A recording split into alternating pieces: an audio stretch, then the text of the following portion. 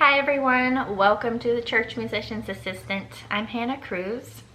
If you are here for the first time, click the subscribe button so you'll be notified whenever we put out new videos. And if you're familiar with the Church Musician's Assistant, then welcome back and I hope you enjoy this video. Today I want to talk about and help you guys out with staying organized this year. There's a lot of information to keep up with: music, people, supplies, events, etc.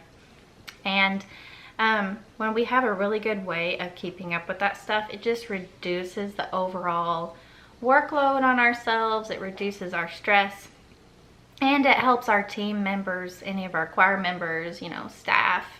It helps them stay on the same page with us as well. So overall, it's a good idea to plan as much as possible and keep track of these things in an organized way. So today I want to share with you some resources I've put together that will help with this. And all of these PDFs I'm going to share with you here are available for free download. Just go to the description box below. There's a link and you can download them all for free. What we're going to cover today is keeping track of our music for, the upcoming Sundays, hymns and anthems and solos and so forth. All of your music participants, like volunteers as well as substitutes and paid musicians you might hire out in the area.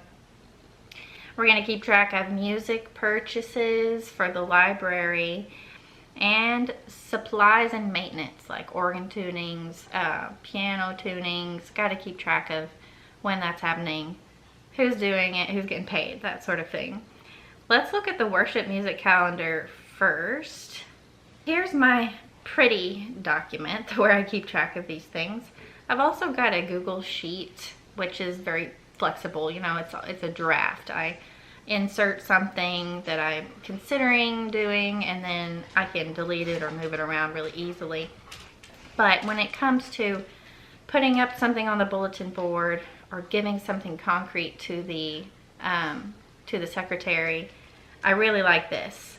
I like to print it out and have it look organized and pretty. So right here there are four weeks worth of slots basically, and we've got a spot for first hymn, second hymn, third hymn, opening music, that might be your prelude, opening voluntary, whatever you call it, special music, maybe that's an anthem or a solo, offertory music, and communion music if you have communion, and closing music, which could be called the postlude. And you can see there's spaces for title, tune, notes, adding your participants, anyone who's involved in performing that piece, etc. And I also really like this row here where not only you put the date of the performance, but you can also write in the readings for the day, whether that be lectionary readings or special readings your pastor has chosen. And then I also like to write down a few words that come to mind when I read those scriptures. Let's look at the budget next, because it's important not only for you to keep up with how much is being spent on what, but I think it's great for the choir and for your team members to see this also and to be involved in the process and know, what the music program is valuing, where the money is going. So you see here there's a spot at the top for total yearly budget.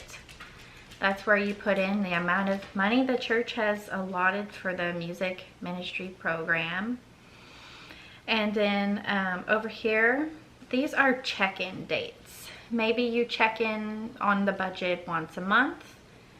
I think there are 12 slots, but I don't check in once a month, much less frequently, so you don't have to fill all of these in. And then up here on the top are categories, right? So music purchases, how much did you spend on music, paid musicians, supplies and maintenance, and then there's some blank category spots as well. Then you record the total amount spent up to that point, and then the amount remaining in your budget. Okay, let's look at the music participant list. This one is really helpful for me because there are lots of people in the congregation who like to volunteer, and sometimes I forget, I forget to include them because I don't necessarily keep up with them in an organized way. So this year I want to do that better and make sure I have their contact information, availability information, etc. Here on the form, you can put their name and their pronouns, their participant type. So are they a long-time member of the choir or a long-time participant? Are they totally new to the music program? Are they prospective, like a little bit interested in participating but not quite sure yet? Are they occasional, every once in a while participant? Or are they hired? Are you paying them? Then contact info, you could put down their email, their phone, etc. What are their talents? This includes whether they want to sing, or maybe they play a particular instrument, or maybe it's something else artistic. What is their age range? Child, are they a young adult, are they middle-aged, or are they older? And then other notes, just whatever else might seem important to you about that person.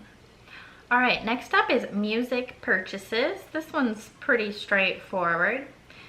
Throughout the year or period of time that you're tracking, you can write down the title of the piece you purchased, the date purchased, how many copies, total cost, and then you check this box right here when you have been reimbursed. Just for library organization purposes, it might be helpful to also write in like what season the piece is appropriate for, or like the theme of the piece, so that when it gets entered into the library, you'll be able to search for it a little bit easier. And then here you can also write in the difficulty level, easy, medium, hard, whatever, and also the number of parts. Maybe it's 2-part, or it's SATB, or it's SATB with splits. You can add up at the end of the period how much was spent, and the total expenditure for that period goes there. That number then you just enter back into your general budget when you check in. Okay, this form helps you keep track of paid musicians.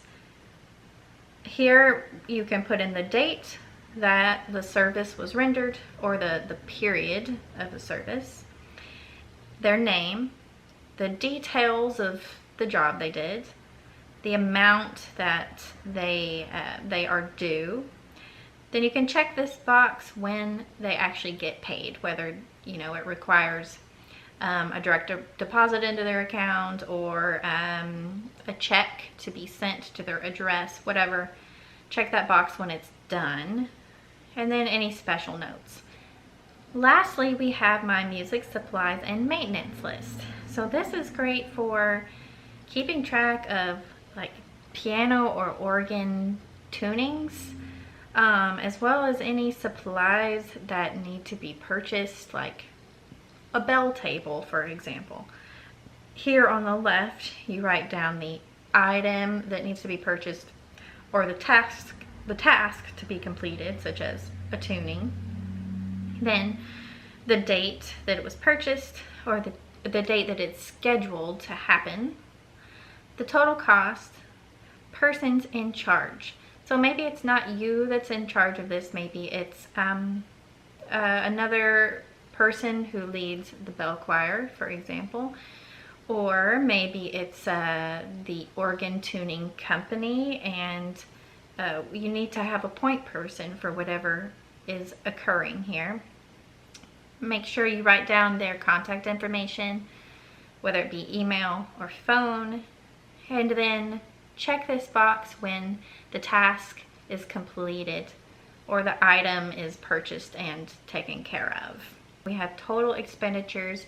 You can add up how much was spent on this category during the particular period of time you're tracking, and then that number would go on your general budget.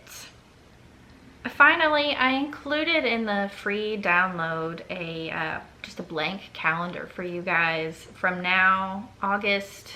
Well, I think it starts the beginning of September 2021, and it goes to August of next year, 2022, and it's totally blank.